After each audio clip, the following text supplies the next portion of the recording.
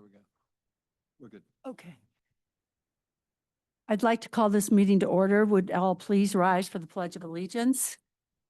I pledge allegiance To the flag of the United States of America and to the republic for which it stands, one nation, under God, indivisible, with liberty and justice for all. Thank you. Roll call, please. Mayor Gibbons, Here. Councilmember Schaefer, Here. Councilmember Zimmer is absent, Councilmember Jack Here. Councilmember Litzo. Here. Councilmember McLean, Here. Councilmember Reinecker. Thank you. We'll now move into introductions and recognitions, and tonight's a exciting evening for our police department. We have a promotion. So Captain Sean Connor, would you like to come forward, please?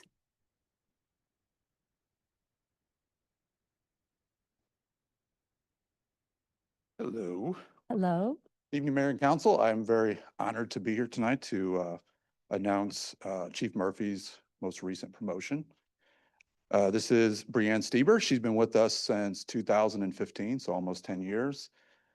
She was promoted back in April when Sergeant Doug Hargate stepped down to take the position here at City Hall. So that created an opening for us.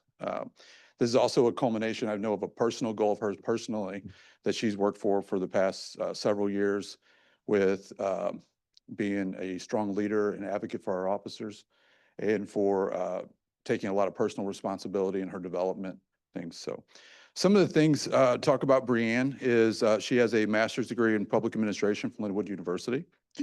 She's held many hats or many roles within our agency. She's an instructor, both in-house training as well as at the police academy in many areas of law enforcement, such as defensive tactics and taser and things like that. She's been a detective in several roles as well. Juvenile detective, general assignment detective, and most recently, before she got promoted, she was in our special enforcement group, which is our plainclothes unit. One that's very personal to me, because I'm also a part of it, is she has been an integral part of our Explorer post over the past several years. Have taken a strong lead in that and really helped shape our next generation of law enforcement and mentor a lot of these young teenagers. So that's very important. Several years ago, Chief Murphy really tried to push and focus on training for our officers and leadership and trying to develop our next generation of leaders for our agency because that's very important that we have a lot of accountability and that we develop constantly. And Sergeant Stieber is definitely a advocate for that. She's a graduate of the Women's Leadership Institute for the International Association of Chiefs of Police. She also received the FBI LEADA Trilogy Award for their leadership courses. The FBI LEADA Trilogy is a advanced executive leadership training where it has 3 different courses. Each course is 40 hours.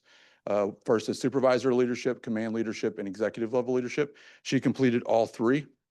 So she had that distinction as well. So she is well prepared for her next step here within our agency, and we are proud to have her as a new supervisor within our agency. Captain, you forgot to mention she's also a mom. Well, yeah, the last year has been very good for her. She's a sergeant and she's a mother. So yeah, We're happy to have Logan amongst us tonight. thank you. Thank you.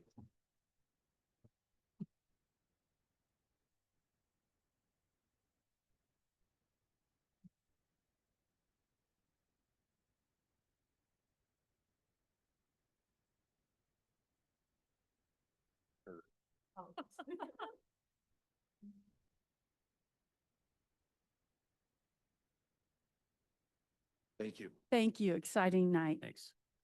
Now we're going to move into a public hearing. At this time, the council will recess to conduct a public hearing regarding a request for a zoning code text amendment of section 2536U4 on marijuana dispensary facility hours of operation. Ms. Graves, do you wish to enter any exhibits into the record? Yes, I do, Mayor. I'd like to enter the following exhibits. Exhibit 1, which is the affidavit of publication showing that the ad was placed in the St. Louis County on May 30th, 2025.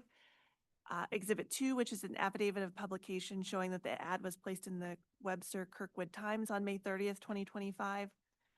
Exhibit 3 is a list of property owners to whom notice of the public hearing went. Exhibit 4 is a viewer map showing the list of property owners to whom notice of the public hearing was sent. Exhibit 5 is the report of the Planning and Zoning Commission meeting on May 21st, 2025, dated May 23rd, 2025. Exhibit 6 is a memorandum from City Planner 2 Amy Lowry to the Mayor and City Council dated June 18th, 2025. Exhibit 7 is the Kirkwood Code of Ordinances. And Mayor, I'd also just like to state for the record that we have a second public hearing on this evening. That public hearing is a request for a special use permit amendment regarding the hours of operation for proper cannabis at 10855 Manchester Road. The exhibits that will be offered for that public hearing are the same exhibits that I just read into the record now. And the testimony that's presented considering the rezoning in this first public hearing will become part of the public record associated and considering the second public hearing this evening.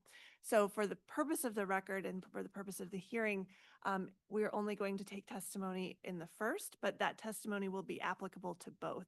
So if you have comments on either the first public hearing or the second public hearing this evening, you should take the opportunity to make your comments during the first presentation this evening. Thank you. Mr. Hawes, who will present this issue to the City Council? That'll be City Planner 2 Amy Lowry.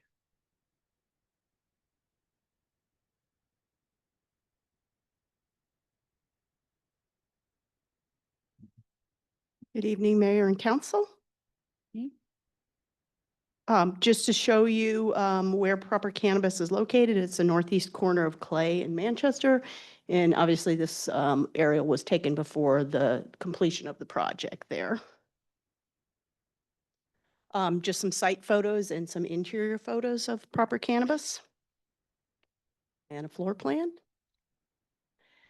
The current hours of operation in the use-specific standards for marijuana facilities is under section 2536U, specifically number 4, which gives the hours of operation for a comprehensive marijuana dispensary, a marijuana microbusiness dispensary, or a medical marijuana dispensary facility shall be between 8 a.m. and 9 p.m. daily.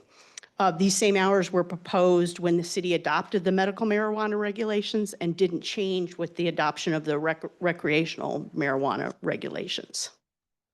So the applicant was proposing hours of operation basically from 8 a.m. to 10 p.m. daily, but asking that the drive-through facility be permitted to operate between 8 a.m. and 10 Sunday through Thursday, and then from 8 to midnight on Friday and Saturday. The Planning and Zoning Commission considered this recommendation, and they did amend it so that the hours of marijuana dispensaries would be or shall be between 8 a.m. and 10 p.m. daily. So they rejected the later hours for the drive-through. I'm sorry, I did not say the drive-through was going to be was proposed to be open until midnight on Friday and Saturday. Sorry about that. Wait a minute, so, but they said 8 to 10 is okay? The Planning and Zoning Commission recommended approval from 8 a.m. to 10 p.m. daily. Including the drive-through? Including the drive-through, yes. So the operations include the drive-through, in-store, and delivery business. So that's all part of what is considered operations. Thanks.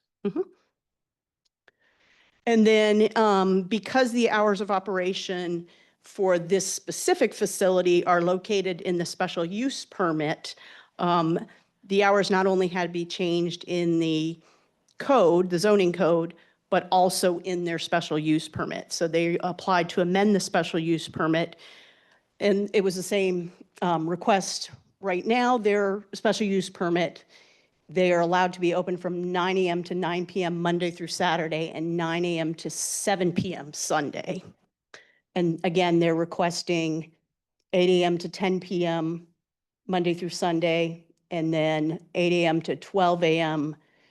Friday and Saturday, but just for the 10 p.m. to midnight would just be for the drive-through. And again, the Planning and Zoning Commission recommended that their hours of operation just be from 8 a.m. to 10 p.m. daily. And just a little discussion of what P and Z had to say about this. They did recognize there have been no complaints from the public about the business. The police had no complaints. Delivery service is part of the definition of the dispensary under state regulations and under our code. And right now it's subject to the same hours of operation as the store. And the commission noted that this dispensary is closer to the residential lots than the DePere dispensary. And they did have some testimony from the applicant that the DePere dispensary is open later than the Kirkwood dispensary, and they didn't want to put a Kirkwood business at a competitive disadvantage. What's the, how close was the DePere store versus the Kirkwood store? How close, in hours or geographically? Or? So from the, you said the DePere store has more buffer between store and the residents in the Kirkwood store? Yes, I don't have that in front of me, but I believe there's an alley between the Route 66 store and the residences, but I don't have that in front of me. Mayor, Yes. does the DePere store have a drive-through as well? Or is it just a- Yes, I believe they do. Let me see. I don't think so. See. You do know? Okay, they do not. Sorry. Yeah, I didn't think so. Yeah. Okay. They don't have to write them. Thank you, Jonathan. So there are criteria in the code that should be looked at for both the Planning and Zoning Commission and the City Council. Criteria for a zoning text amendment. There are 4 criteria. And then criteria for a special use permit.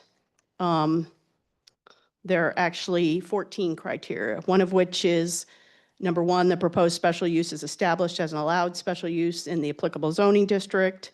Number 7, the proposed use will be harmonious with the existing or intended character of the general vicinity, and that such use will not change the essential character of the same area. And then there are more criteria, including additional criteria. Number 1, City Council may impose additional conditions, guarantees, and safeguards as it deems necessary to protect the general welfare and individual property rights, and to ensure the special use will meet the intent and purposes of this code. I'm available for questions. The applicant would like to make a short presentation as well. So Let's have the applicant come up, please.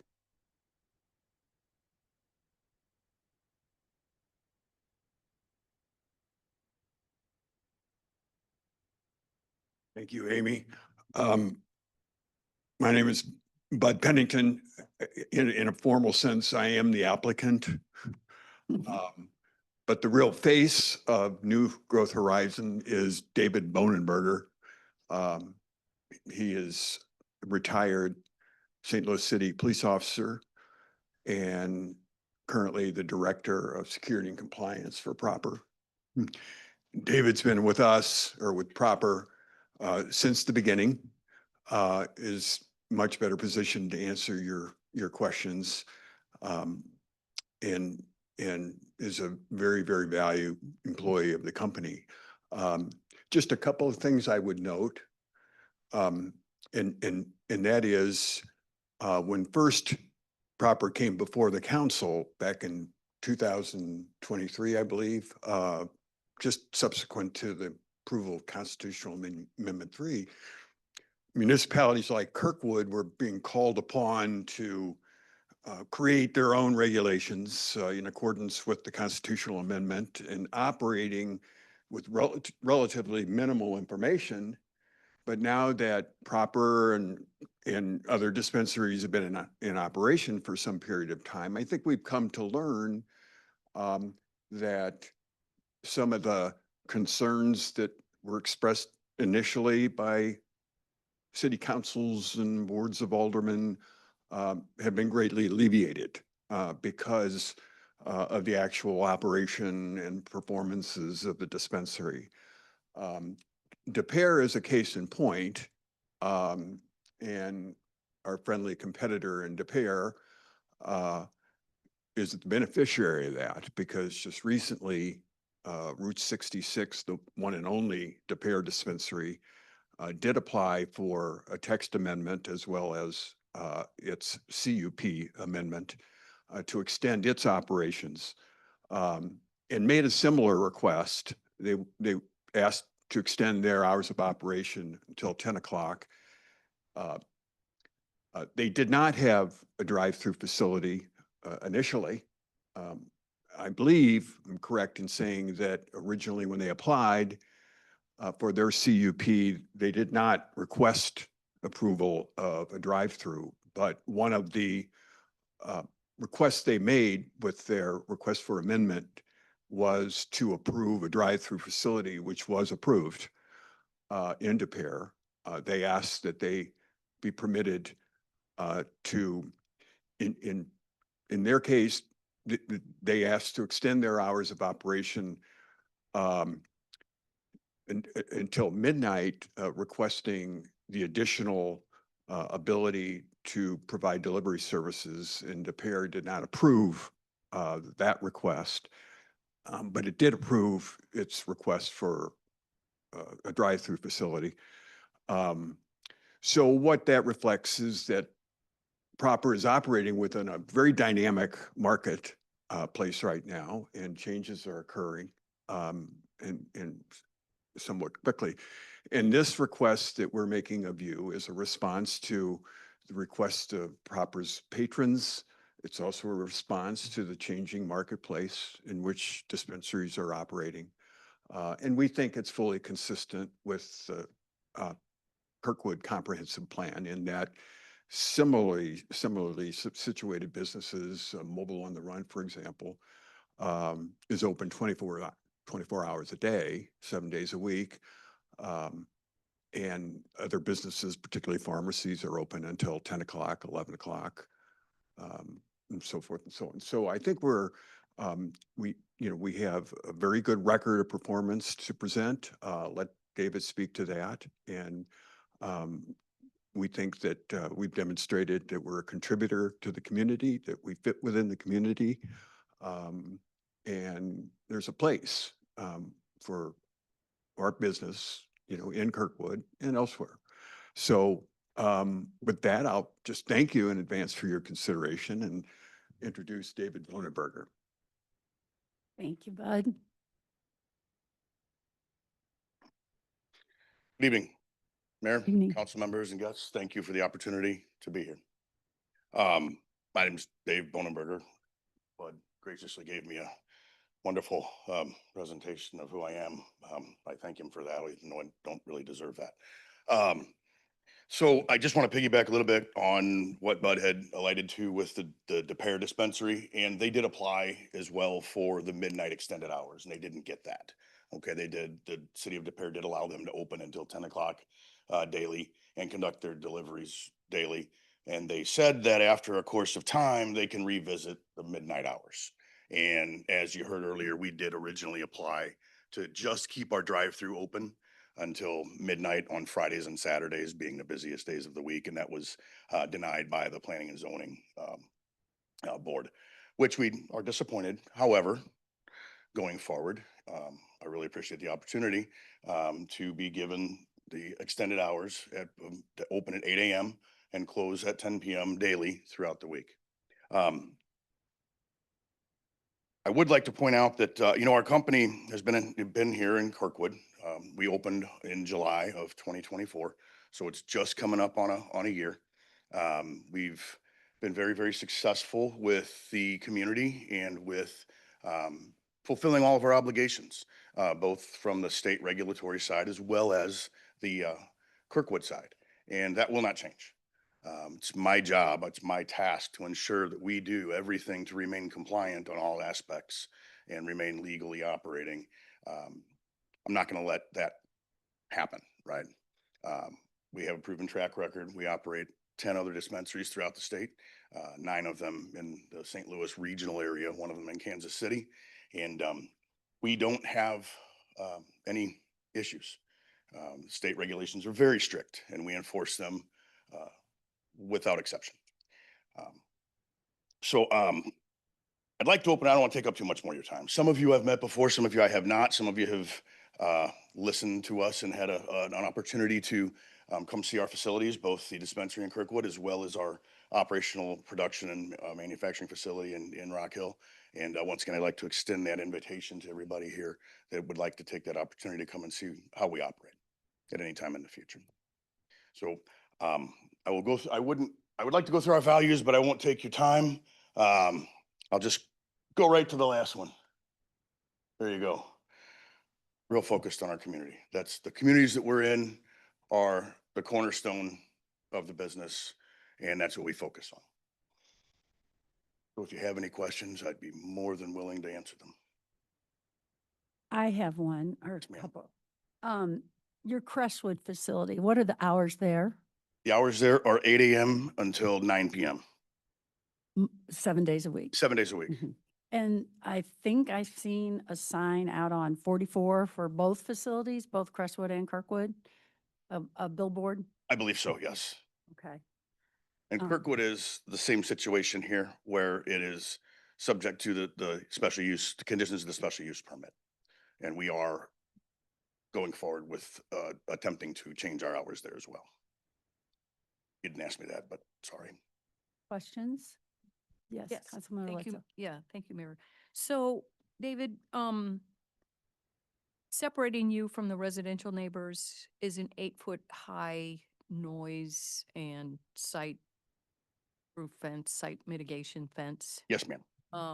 And is that you have an 8-foot fence separating your, out, or does in DePayer, are they separated by an 8-foot fence? I'm just curious as far as what goes on at the rear of the shop and how the neighbors back there are protected from the noise of engines and whatever going Sure. going to the drive-through. If you can kind of explain the protocol for using the drive-through. Yes, ma'am. I cannot speak to DePair because I do not know the answers to those Mhm. questions.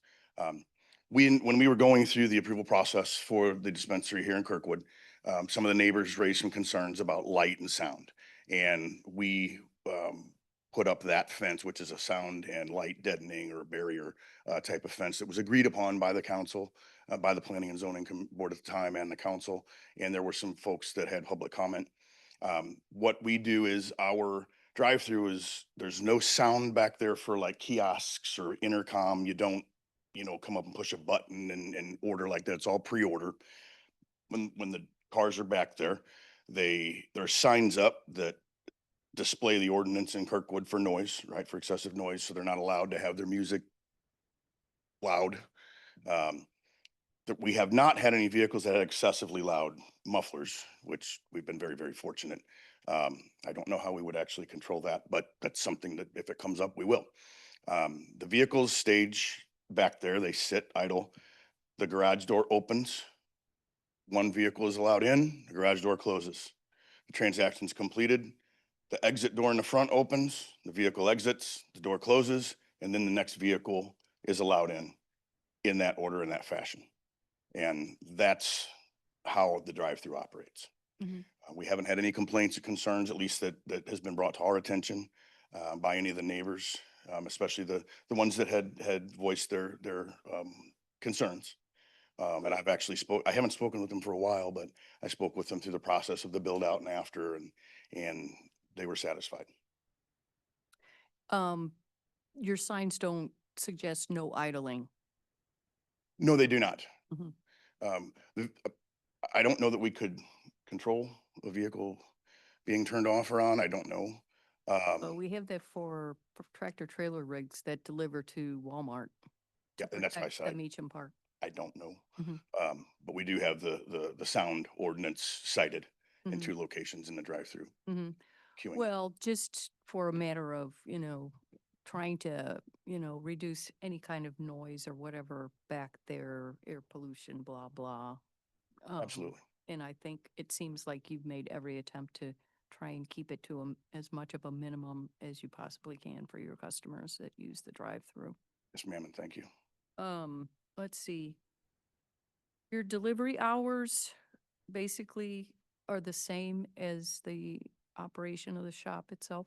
They are, however, we don't start delivering until an hour after we open because we have to get the orders that have been made previously ready to Mhm. go. And then we don't deliver anything up to a half an hour. We try to keep it an hour or half an hour before close. Mhm. Just because they have to get back, Right. they have to, the logistics of it. Mhm. We turn off the online ordering for delivery an hour before the store closes so that we don't have a problem where we can't make the delivery. And I thought, Mr. Pennington said that there have been no police calls to the site for any kind of disruptions or anything. Correct. Well, and congratulations on almost a year of Thank you. operation. You happen to know, I mean, as far as the legalization of recreational marijuana, what the Kirkwood numbers were for as far as approval go? Like the percentages of approval? For the I think record, I think it was fairly substantial. it was fairly close. I'm sorry, I believe it was, and without citing the statistic, the seeing it, but I remember, I believe it was 53, 54% for, Mhm. maybe 46, 47% against. Well, actually, I think it was a lot higher than Was that. it higher than that? Okay, Yeah. I mean, I think there was one precinct that said no, okay. but the rest of them said yes or absolutely yes. So Let's. Good I just to wanted to hear. get it out there that Kirkwood voters supported this whole thing. And I applaud you for, complying with all the state regulations and all the hoops and whatever. And, the build out of the former NTB and,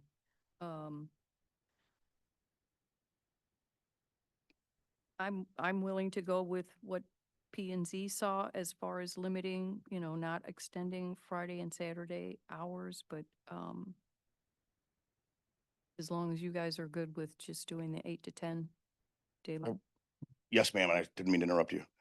I would like, the opportunity or perhaps like a chance to revisit that in the future. Mhm. I mean, I know that we could always apply for it, but I'd really appreciate the opportunity to have, kind of a period of evaluation to see how it goes. And it might be that we, don't experience the increased business that we're hoping for also. So it might go both ways. Mhm. But the way the market's trending, I really see that it may, still an upwards tick and trend. Mhm. So there's some places out in other areas of the state that have drive-throughs that are open for extended hours, and they do a significant portion of their business through the drive-through. And we've experienced the same at our other facilities that have drive-throughs. Mm. So it's just one of those things that we'd really like to, be able to have that opportunity going forward Mhm. to revisit it. Well, okay, that's all I have. Thank you. Thank you. Anybody else? I have, Questions? I Yes, have, go really ahead. for Amy, but let me just, one question quick for you. I looked at your website times for your Crestwood, South County and Bridgeton shows, and your website shows, and again, it's changed every time I look at it, but Monday through Saturday is 8 to 9 PM and Sunday is 8 to 2 that you're opened. 8 to 2. Yes. That's got to be incorrect. Okay, you might want to update then that's what I just looked at last night because it's changed. I used to see it to 8:45 and so, but your website on those three show us Sunday 8 to 2. But Thank you for bringing it to my attention, 'cause that's absolutely inaccurate. yeah, so okay, I was just wanting to clarify because you said something different than what I saw. Yes, ma'am. I apologize for the error, but thank you for bringing it to my attention. Okay, great, thank you. And I just have some questions for Amy as I walk through and again, for some of this is for my own edification because there was a lot of information provided between the two public hearings and, trying to mull through that. I just want to clarify and you may say yes or no accordingly. But for the text amendment, in the cases where we're asked for a text amendment, it not only affects this one business that brings it forward, but any similar businesses that fall under this code this would open it up to them as well. Well, I mean, this is only standards for marijuana dispensaries. And each one also has to come for a special use permit. So it would open up what they're allowed to ask for, but you still could give them less than that if it was, some other reasoning for that. Right, but for the most part, if we agree, and I think one of the slides you put is that extending the hours would promote the health, safety, and welfare of the community. Go back to that one.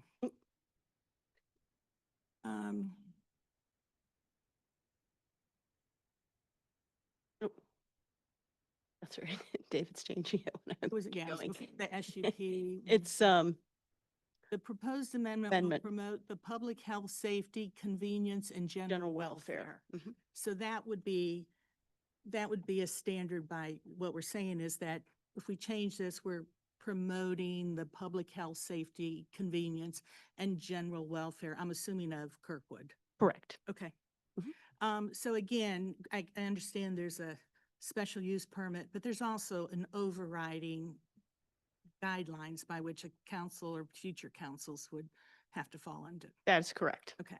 Mhm. And so our current ordinance, which has been in effect since May of 2023, and our current shop that's there has been here less than a year, but our current ordinance allowed them to request an SUP with hours from 8 a.m. to 9 p.m. Sunday through Saturday. That is correct. And that would have allowed them to be open 91 hours per week had they gotten that approved. Had they, yes, but they did request the shorter hours when they came through. So, but they could. yes, They could have. correct. They could have. Yeah, and so they could have requested that, but they requested only Monday through Saturday, 9 a.m. to 9 p.m. with a Sunday of 9 a.m. to 7 p.m. So they could have asked for 91 hours, but they only did 82. That is And correct. again, this has been less than a year. Mhm. And then they could bring another SUP back and ask for a 91, expand their hours to what our ordinance allows. Yes, I mean, if the council declines to change the code, you still could amend their special use permit to allow them to be open from 8 to 9 daily. So they wouldn't have to reapply. We could No, amend they would that not have to reapply. to that. They requested, so they jumped from the 91 hours that we allowed to what appears to be 102 hours, which was the Sunday through Saturday, 8 a.m. to 10 p.m. with drive-through allowed from that 10 p.m. to 12 p.m. That added another 4 hours. So then that jumped it to 102 hours. Mhm. Okay. And part of it in these memos, both that you summarized and that Mr. Pennington provided, which were justification for changes, included the customer request, competition with Route 66 in De Pere and Greenlight and Rock Hill. Although Greenlight is really only, both on Manchester, Greenlight is really only operating at 88 hours, which is below our, and you may not have tracked all this, but it is below our Kirkwood ordinance. I get De Pere as a unique place. Other businesses, they compared or just said other businesses have the ability to have longer hours, like Mobile on the Run, CVS, Schnucks, and Billy G's, which are not quite similar businesses, but yes, different businesses have different hours. Most pharmacies, I think in this area, generally are only open till 7 or 8 at night and usually have shortened hours on Saturday or Sunday. Most of us realize when we go to the ER too late, we may not get our medicine when we get home. There was a statement about it'd be more money for Kirkwood sales tax, but we don't really know where we stand on that.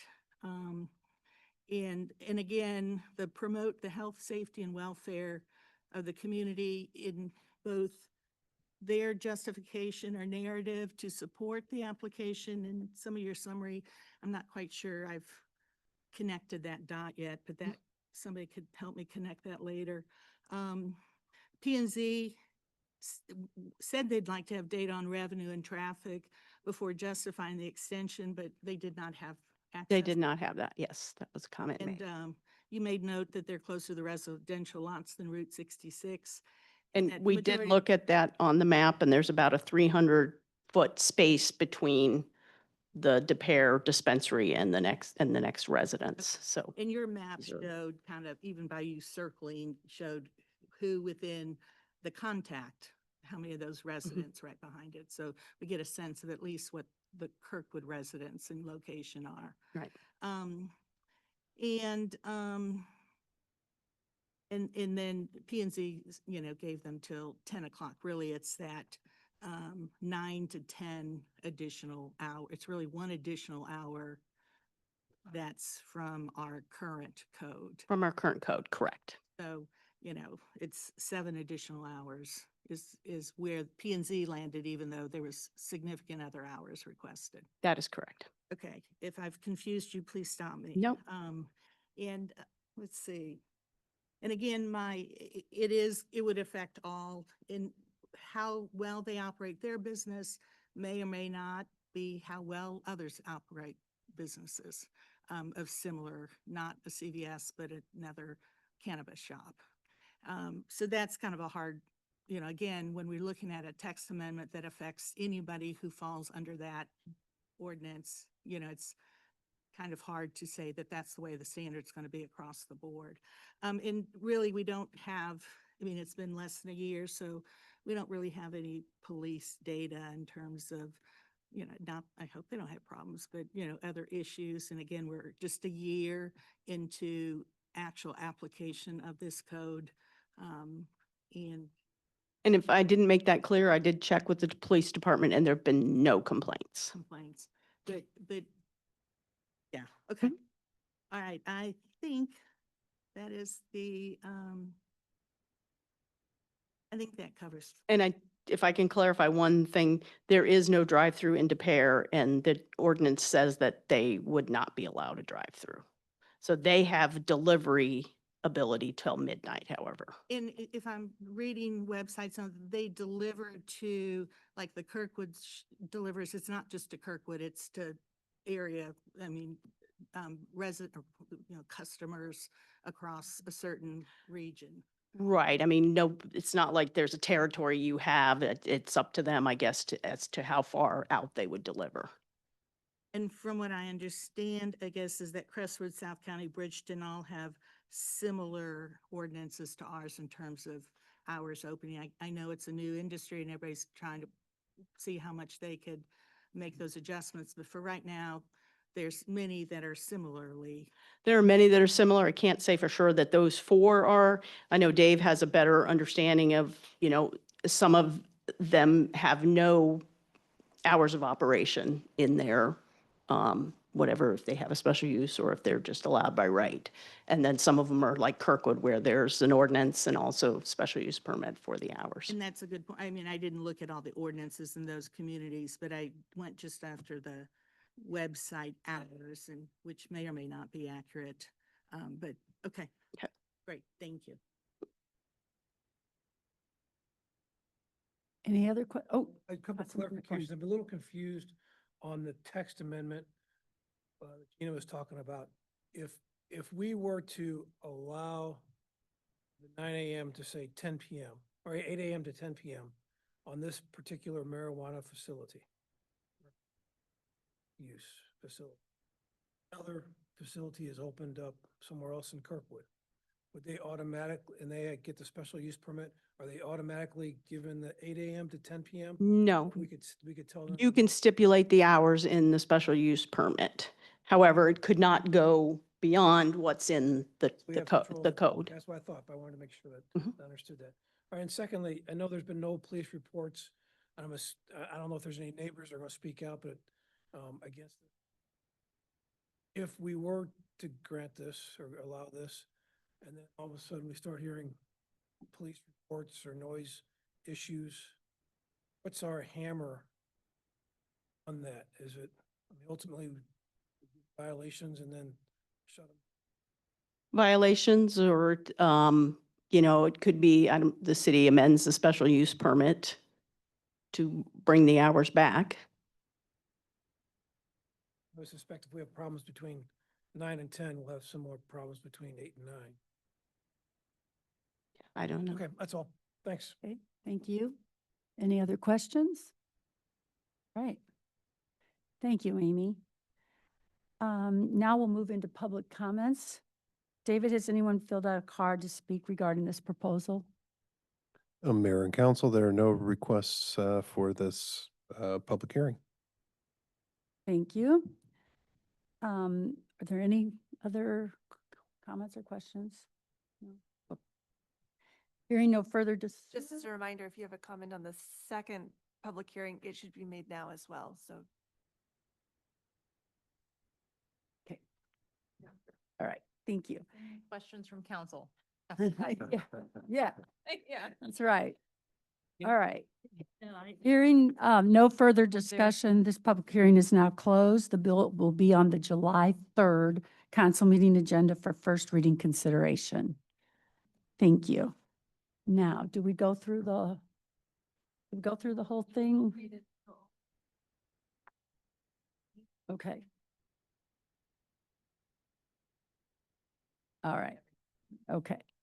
All right. At this time, the council will recess to conduct the second public hearing regarding a request for a special use permit amendment regarding hours of operation for proper cannabis at 10855 Manchester Road.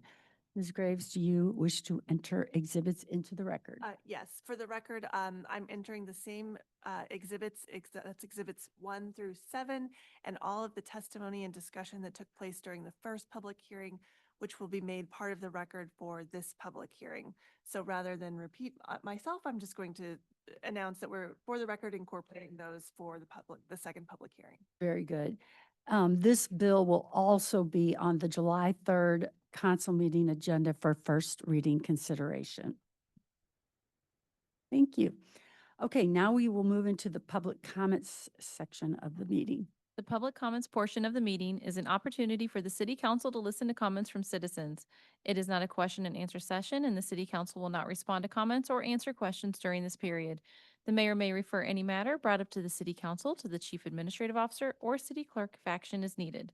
Thank you. David, has anyone filled out a comment card who wishes to make a public comment? Yes, Mayor and council, there's a request from Mike Fitzgerald. Yeah. Hold on one second while we get our timer adjusted. And Mr. Fitzgerald, please go ahead and take an additional 15 seconds. Okay, no worries.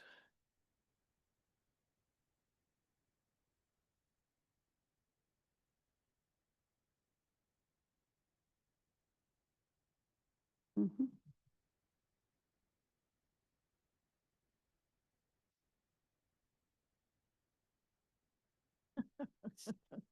Sorry. That's all right.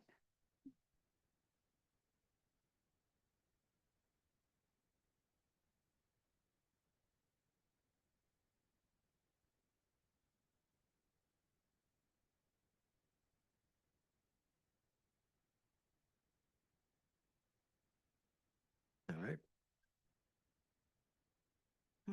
Good evening. My name is Mike Fitzgerald. I live at 729 Cleveland Avenue in Kirkwood. First of all, I wish to commend the mayor and the council for agreeing to bring back a timer for the public comment section. It's a good start. Earlier this week, I'd emailed to Mayor Gibbons and the rest of the council a short list of suggestions for making public comments section of each council meeting more transparent and fair. One of those suggestions was for bringing back a public timer. The other suggestions are simple, low cost, and user-friendly.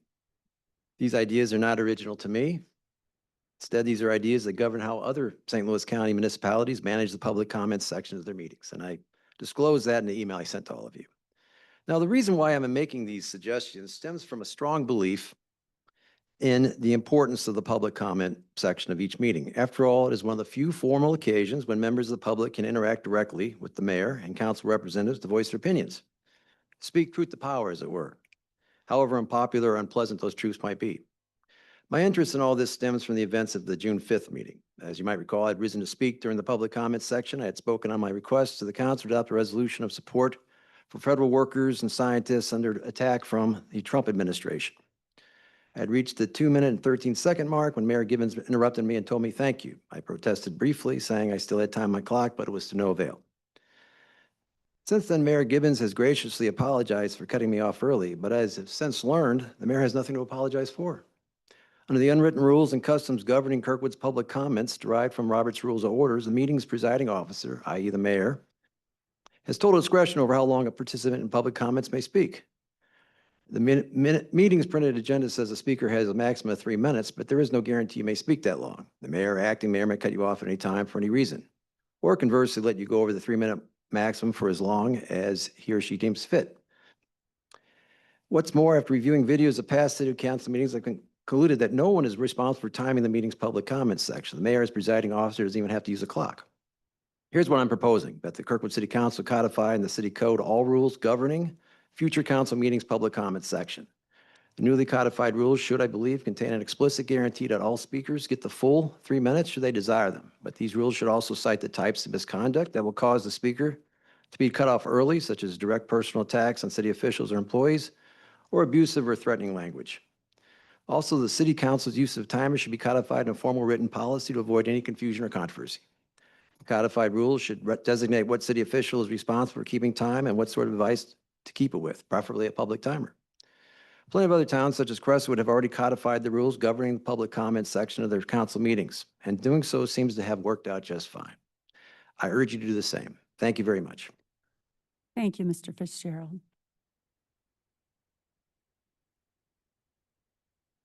Mayor and council, there are no additional requests for comment at this time. Thank you. We'll move to the consent agenda.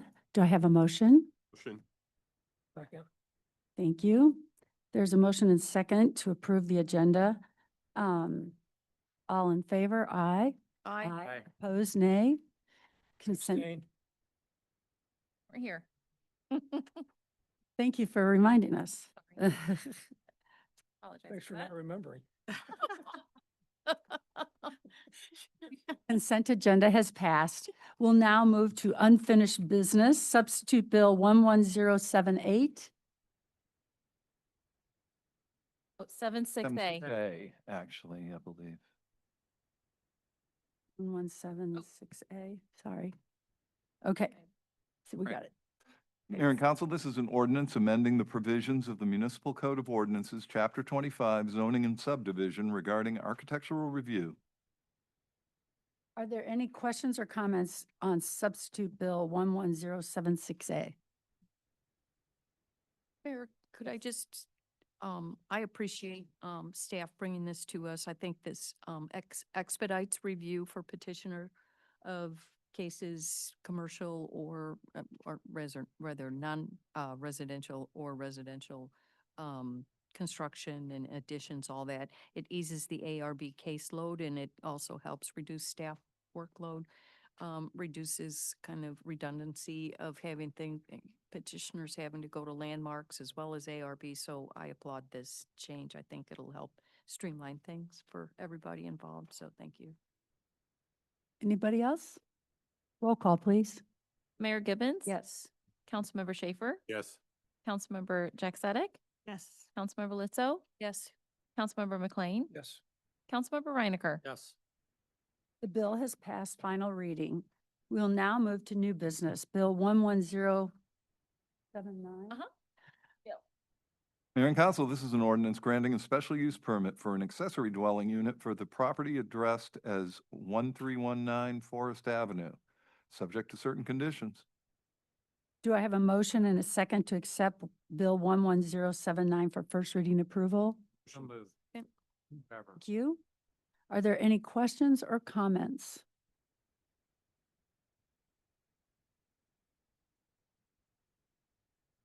No? Okay. Then all in favor of first reading approval of Bill 11079, say aye. Aye. Opposed, nay. Bill has passed first reading approval. Bill 11080. Mayor and council, this is an ordinance amending the provisions of the Municipal Code, Chapter 25, zoning and subdivision relating to floor area ratio regulations in Section 25-46. Do I have a motion and a second to accept Bill 11080 for first reading approval? Motion. Second. Thank you. Are there any questions or comments? Yes, Councilmember Leza. Thank you, Mayor. So, at the public hearing, I expressed concerns about possible unintended consequences of an across-the-board loosening of the floor area ratio regulations that were put in place, maybe about 20 years ago in response to, home construction, new infill that just went from, a tear down of a bungalow to a two-story, 35-foot tall, whatever. Citizens were very upset at what they called McMansions happening in Kirkwood. So these regulations were put in place to try and help control bulk and mass of homes. It also helps with architectural design. You don't get boxes. There's different roof lines and dormers and all kinds of things, attached garages, et cetera. I still have reservations about being across the board in all the zoning districts, but I met with Amy and Jonathan, and I thank them very much for meeting with me and going through all the various scenarios and worst case and, all the whatabouts. And I feel comfortable enough now to leave it as is for homes in any zoning district at least 10 years old, and not increasing lot coverage so that we at least don't add to any stormwater issues, even though taking advantage of the full FAR for a structure really shouldn't impact lot coverage anyway. You're just basically going vertically. But I think it helps allay any concerns about overbuilding and all that kind of stuff. I am concerned if someone is not already maxed out on lot coverage, that they may do their addition and then come back and say, hey, I still have another 10% or whatever. Can I do whatever? But I'm not going to deal with that right now. I would say that I hope that council and staff monitor how things go and that there aren't problems with this, somehow taking advantage of this new change for homes that are at least 10 years old. I think this will even be a small step towards trying to figure out the whole question of attainability. Home prices in Kirkwood tend to be higher than elsewhere. We're a very attractive community, and I appreciate that fact and that people want to live here for all of the various myriad of reasons. So I'm willing to go with this as is without any kinds of amendments. I think that you're right. There may be some unintended consequences, but there's some the other way too. So it's finding that. Sure, yeah. I mean, it may help preserve, and I'm also a sustainability hawk like you are, to preserve existing homes, existing materials, rather than tear them down and haul them off to the landfill. So if we can try and this is one step, and I don't know that we have a whole lot, of major things that we can do in Kirkwood as far as trying to, pursue attainability, affordability of home prices for residents who, want to come to Kirkwood and take advantage of our excellent schools and everything else. This is one small step, and I think if we keep an eye on it and see how things go, council can always say, wait a minute, maybe we need to dial this back a little bit or something. Thank you. Additional questions? Yes. Just comments. Yes. We've heard from people, a few people here and there in regards to this ordinance about, really looking at affordable housing issues, stormwater issue, and how many people have tried to get variances. So just in general, we don't necessarily have perfect codes and ordinances in this city. And as time evolves, I mean, we do the best we can, but we're open to tweaking it to address some of the current or ongoing issues. You know, affordable housing, I know this somehow got couched under there. It may make it more affordable for the family who currently lives in a home, but if you're going to add to that home, it won't be affordable necessarily for the next family. So to your point, it does help save some of our homes. I don't think it's going to address what some are wanting us to push is really this affordable, attainable, but it might be for a few years until that house turns over.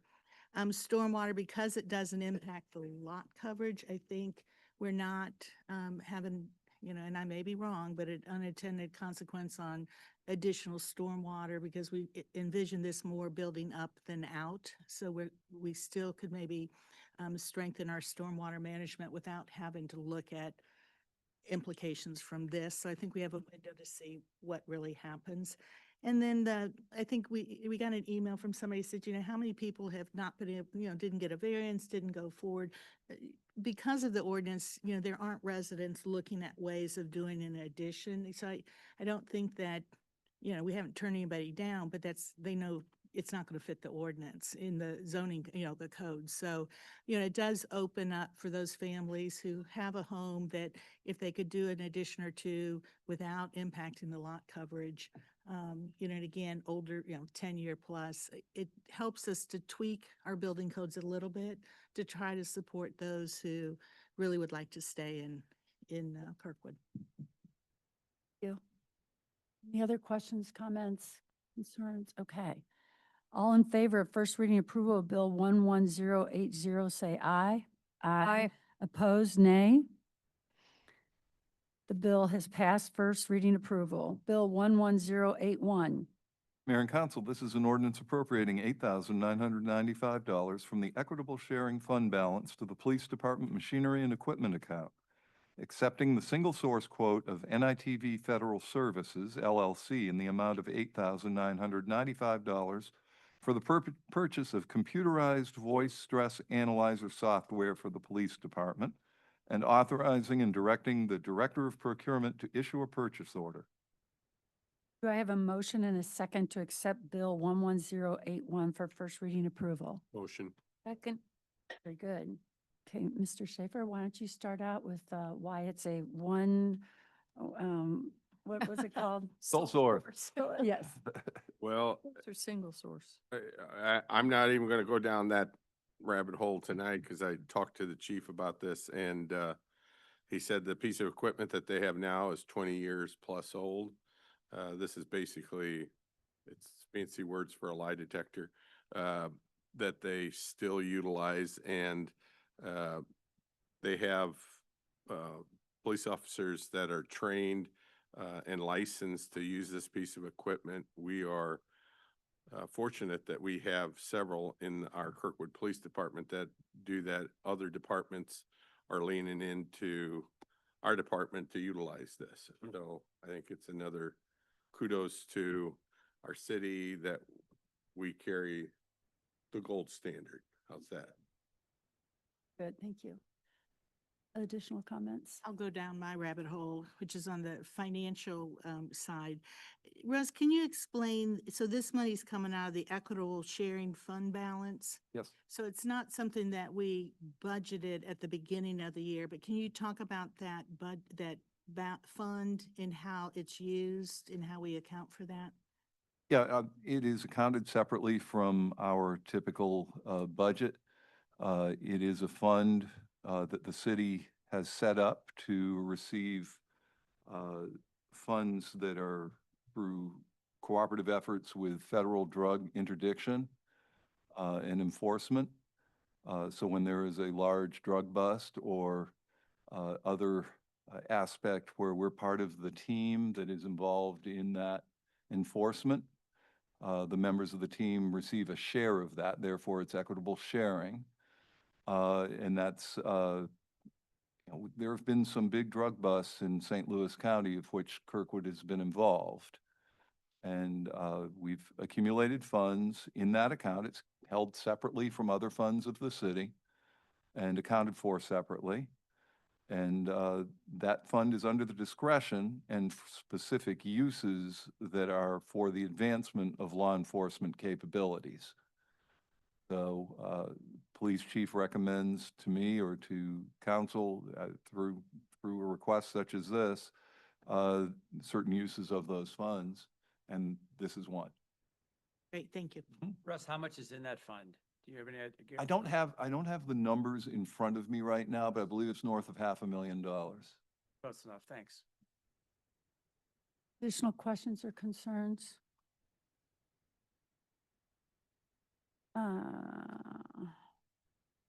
Sorry, all in favor of first reading approval of Bill 11081, say aye. Aye. Aye. Opposed, nay.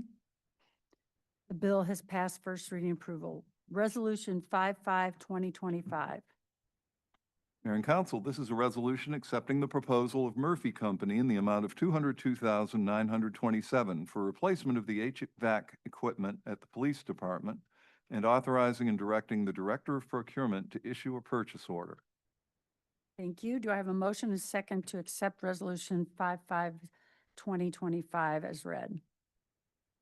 Second. Very good. Are there any questions or comments? Councilmember Schaefer? Yes, I have a couple. Thank you, Mayor. So looking over the contract, I'm reading, they note that there's premium time that they show on the proposal, but that's not in the bid for the amount. So I'd like a little clarification on that if I could. Also, is this proprietary equipment that only Murphy has the ability to service in the future? Or is this fairly generic equipment that if we don't use Murphy and we use, there's many other HVA contractors out there, commercial, that they could come in and they're not pigeonholed to just, if like Train has their, and I'm reading, it does say Train has their proprietary on all of their equipment, their control devices and so forth. That's my only concern, is that this may be a good bid and probably is a good bid, but repairs down the road, what it costs, because you have to go back to them specifically. And I'd like that answer before I'll vote on this.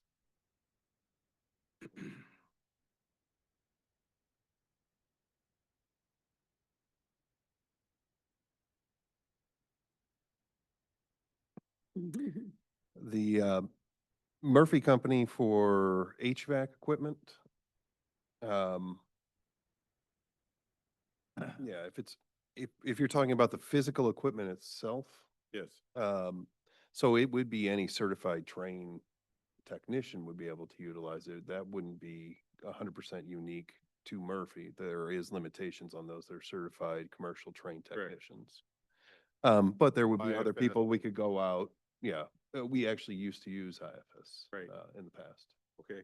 And so they have the ability to come in and be able to get the controls and boards and all of that, so that Yeah. we're not locked into a specific company just for that. Yes, service. for the physical equipment and everything along those lines. Yeah. All right. And then the other question, thank you for that. The other question is the premium time that's in bold print on mine, as well as the very last, it says our proposal does not include premium time in smaller print and not highlighted. So my question is if we need something, what's the premium time? I guess. The premium time is if we have to do it during off hours. Sure. Yeah. Yeah. And, but doesn't reflect a cost. That's what I'm looking for, is some dollar amount. Because we got a 202,000, almost 203,000. That's my only question. I understand that when you're hoisting stuff on a weekend and or after hours that you don't know, but there's a cost between regular hours and a premium when somebody comes in, and I don't see that in here. So that's what my question is. I don't have the figure for any premium time that would be included in the proposal with me this evening. Okay.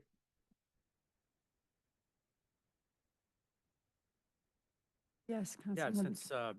Paul didn't ask it, I don't see any other bids for this. By contract. Yeah. So this is actually covered underneath our existing HVAC contract That was bid, that was bid out. Did what? that was bid out. Oh, okay. And Murphy won the contract. Right. My question again to the finance, so the cost is 202,000 plus and budget amount is 322,000 out of that account. Was that account, does it have other things in it? Yes. So I do like in Mary's, the finance director's comments, the way she poses it is that the appropriation is available and sufficient in that account, where I know when it's filled out by department heads or whatever, or by Sarah, it's, it doesn't, hers clearly says it's in that account. The other appears that it's a budgeted amount. So just as a point, a noted point, I didn't know if we had another $100,000 that wasn't going to be spent this year, but apparently not.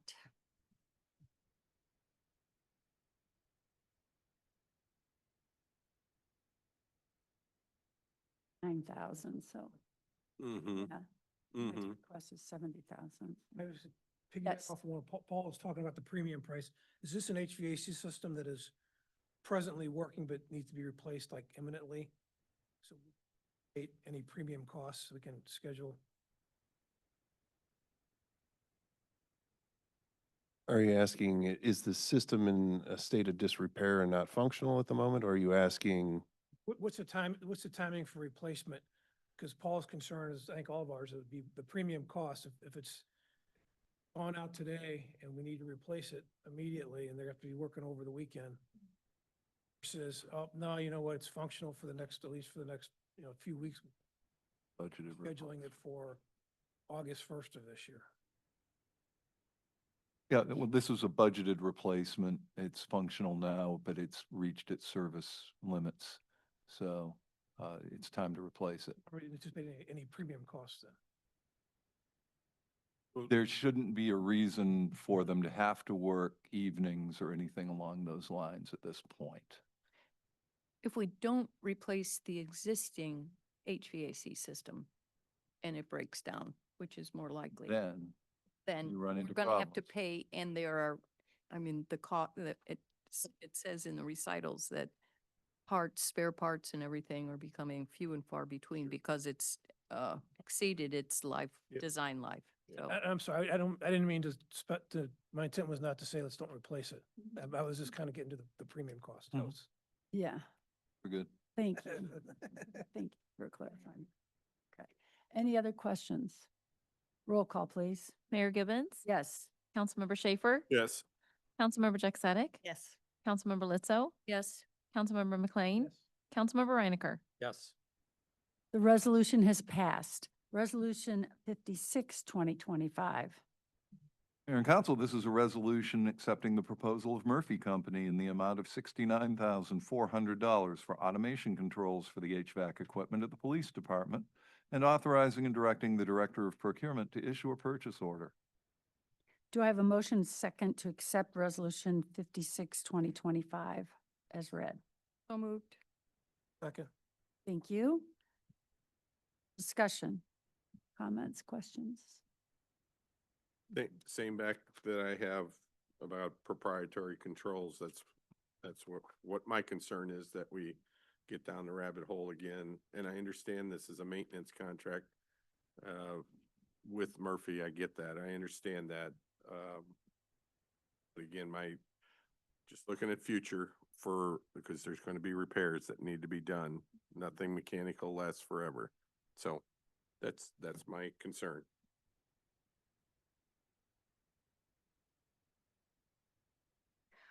Thank you, Mayor. I don't know if David or Russ, do you know, specifics about this, these automation controls enough? I read daily about cities being hacked, systems being hacked, and more so, because this would control the police department's HVAC system, which is fairly important piece of, part of the system. I'm just wondering is hacking vulnerability an issue with the automation? Is it properly, do you have encryption of instructions and all that kind of stuff, or am I just way overthinking this and it's not an issue? I would answer that you're not way overthinking it, and we think along the same lines, and we involve our MIS and our IT people in the security aspects of this, and I won't get into the specifics about security in public, but we do contemplate that, and these are with that in mind. Okay, okay, good enough. And I know that you don't share And we have details. we have an IT specialist at the police department, Mm-hmm, so. okay, super, Mhm. thank you. Any other questions? Roll call, please. Mayor Gibbons? Yes. Councilmember Schaefer? Yes. Councilmember Jack Sadek? Yes. Councilmember Lizzo? Yes, Councilmember McLean? Councilmember Reinecker? Yes. Resolution has passed. Resolution 57, 2025. Mayor and Council, this is a resolution accepting the single source proposal of Lockmuller Group at the rates provided in the rate sheet, a copy of which is attached hereto and incorporated by reference herein for traffic signal engineering services and maintenance, not to exceed budgeted funds for an initial term of 12 months, with the option to renew for up to 4 additional 12-month terms, and authorizing and directing the mayor to enter into a contract. Do I have a motion and second to accept Resolution 57, 2025 as read? Motion. second, Thank you. Discussion. I have a Councilmember question. Jackson. So it seems like the resolution is for traffic signal engineering services and maintenance. And then under the department head comments, it's noted that the historic fiscal year 25 cost for the traffic signal engineering and maintenance is $57,337 from electric account, and the historical cost for traffic signal repairs due to accidents is the $120,000. So this is for engineering services and maintenance and repairs for anticipated or hopefully traffic accidents. As a bulk of it appears to be repairs due to accidents. I'm assuming that's motor vehicle or something. The heading is a little I think confusing. Chris is going to come up and clarify, because Chris is here. involved in. Welcome, Chris. Good evening. Yeah, so this goes to engineering services for programming traffic signals, which is the, historically, we've spent 50,000. That typically stays about the same. The 120,000 would vary based on how many streetlights are hit or, so that varies on, if the number of accidents we have. Generally, we do get those, we do try to get reimbursement from those through the person's insurance. And by the way, they are not synchronized before 6 a.m. You know that. That's On correct. purpose, didn't you? Yes. Yeah, so One. they have timing plans, different timing plans throughout the day. I know you don't want to have to collect more data, but at some point, as we look at safe streets and the cost of, accidents and all of that, I mean, this is a factor in there, which is, direct cost to the city having to do repairs when our lights are crashed into. Okay. Councilmember Schaefer. So again, back kudos to you about getting the labor rates here and the labor rates from Gerstner. This is what I was looking for Murphy for that project. So in the future, this is what I'll be looking for, so that we have an upfront know what our costs are. So thank you for that. Thanks. Anybody else? Okay, I'm sorry, where am I? Which was?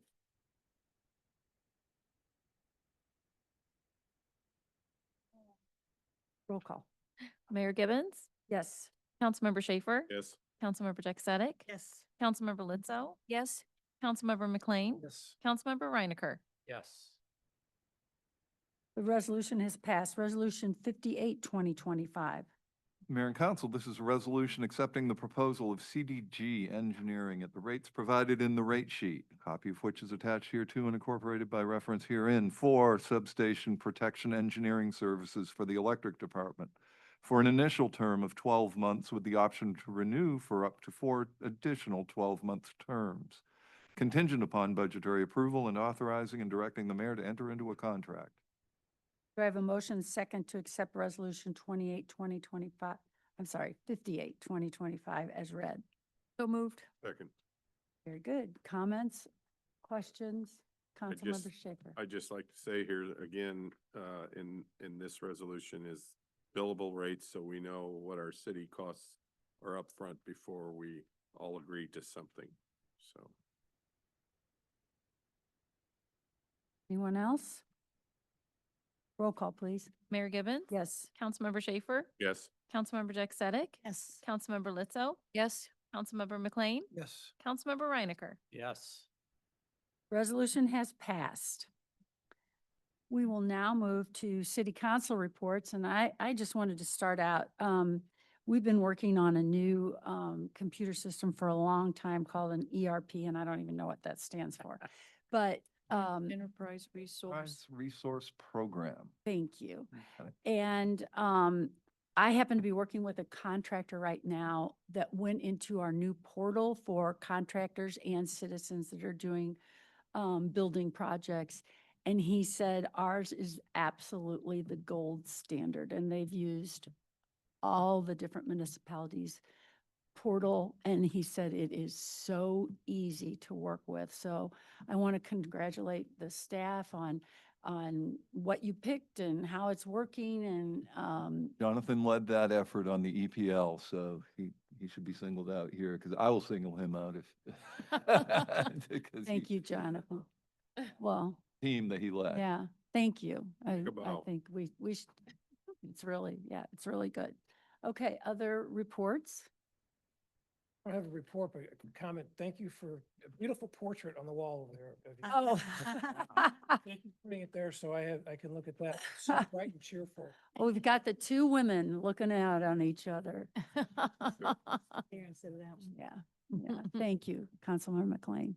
Just a little thing on landmarks. I see Amy hightailed it out of here, but at the last landmarks meeting, there was one applicant who will be very happy to hear after tonight's vote that they will not have to go before ARB. So I will thank those who, kind of streamline that a little bit.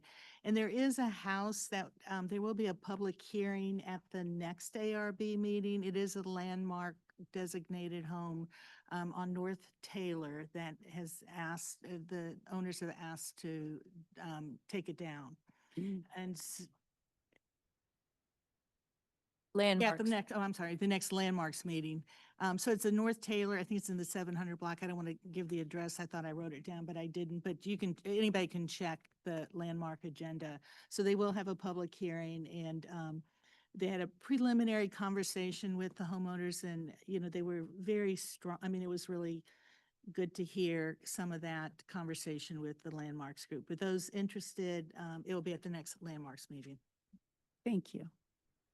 Any additional comments? Yes. Councilmember. Park Board, they appreciate everyone who participated in the public comment open house that took place a couple weeks ago, and the public comments are being collated. Work on the park master plan continues with the Park Board. Kirkwood Arts Commission is, we have upcoming at least one vacancy. We have a couple of possibilities, but if anyone who is interested in serving on the Arts Commission, interested in the arts, supporting the arts, I would encourage them to complete a volunteer profile.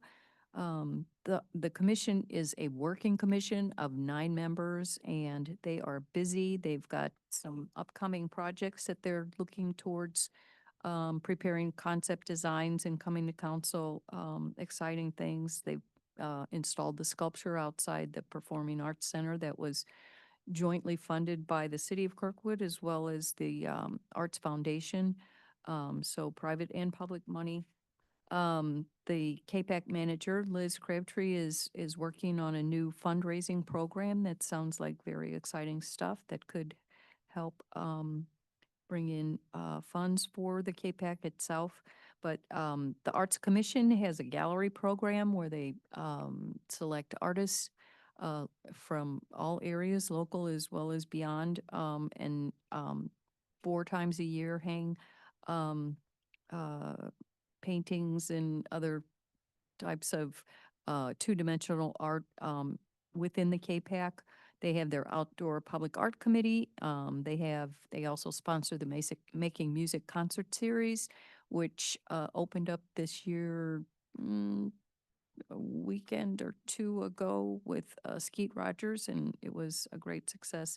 So I just want to kudos to them, kudos to Park Board, and think about volunteering for one of our boards and commissions. Thank you. You. Anyone else? Okay. Chief Administrative Officer report. I have nothing to report at this time, Mayor. Thank you. City Attorney report. I have nothing to report as well. Okay, thank you. City Clerk report. I have nothing to report.